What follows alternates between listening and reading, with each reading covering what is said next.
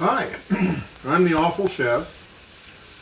Gotta eat, so I better cook something. Oh boy.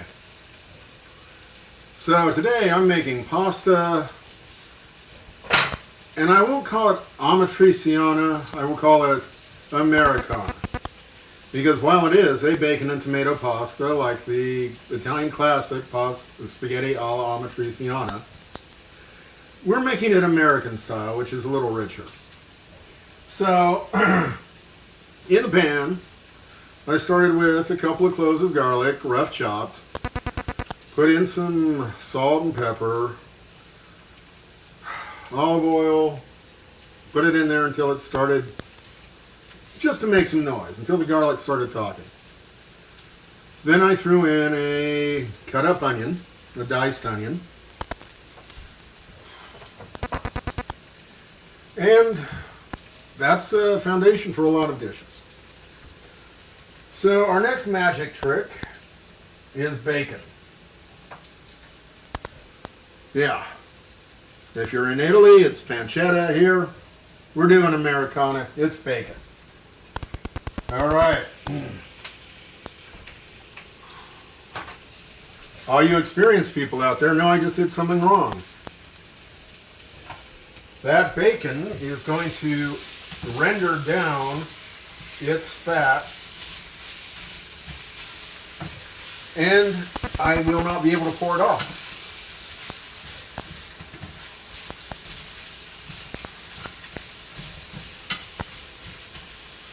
That's right. If this had been a regular, normal dish, I'd have cooked the bacon first, poured off the fat, sauteed the garlic and the onion. But this dish is very basic with chopped cherry tomatoes, sliced red bell peppers, and a little bit of parsley for fun. You'll notice, wash everything. Otherwise, you may find a Trader Joe's lizard hanging out in your pot in your salad. So yeah, it is really insanely simple. We will cook the bacon a little.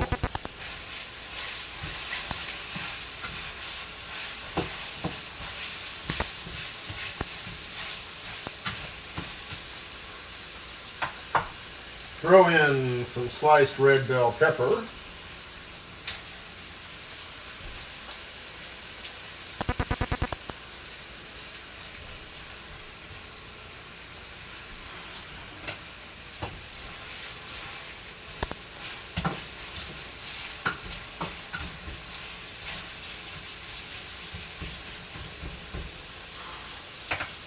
Given the quality of my exceptionally expensive video equipment, I will not make you watch me do this real time.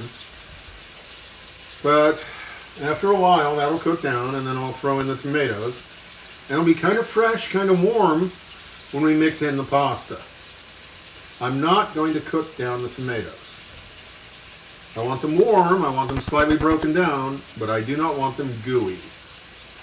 And then you throw parsley on top and load of Parmesan cheese, and your spaghetti alla Amatriciana, or in this case, alla Americana, since we are making it a bit richer than it should be, will be ready.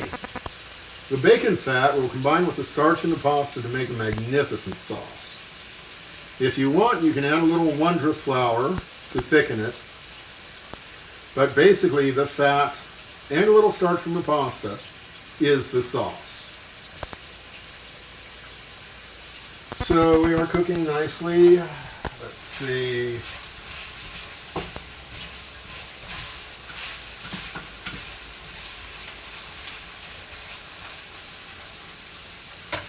Let me show you that. Here we go. Look at that. That's pretty, at least to me. I'll be using my favorite pasta pot. Nope, built-in colander. Oh, gotta love it. And, yeah, that's it.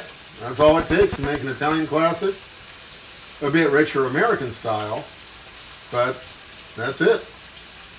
So I see I'm running at the 5-minute boundary.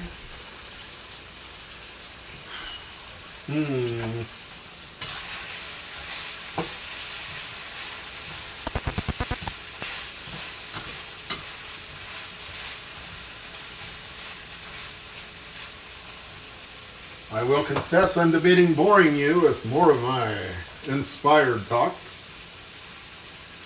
At the thrift store the other day, and I finally got myself a decent coffee grinder. A burr grinder for all of $5. Had to bring it home, had to clean it out. It's great now. So, yeah, check the thrift stores. That's my dog. Well, I think I'm going to take advantage of that and call it a shot. Yeah, let that cook down. Throw in a pint of halved cherry tomatoes. Let them cook down a little bit. You want them firm and still alive, but not raw. Throw in some parsley, pasta, and Parmesan. And a fair amount of black pepper wouldn't hurt either. That's it. Dinner. It's that hard sometimes. Thank you. Please subscribe.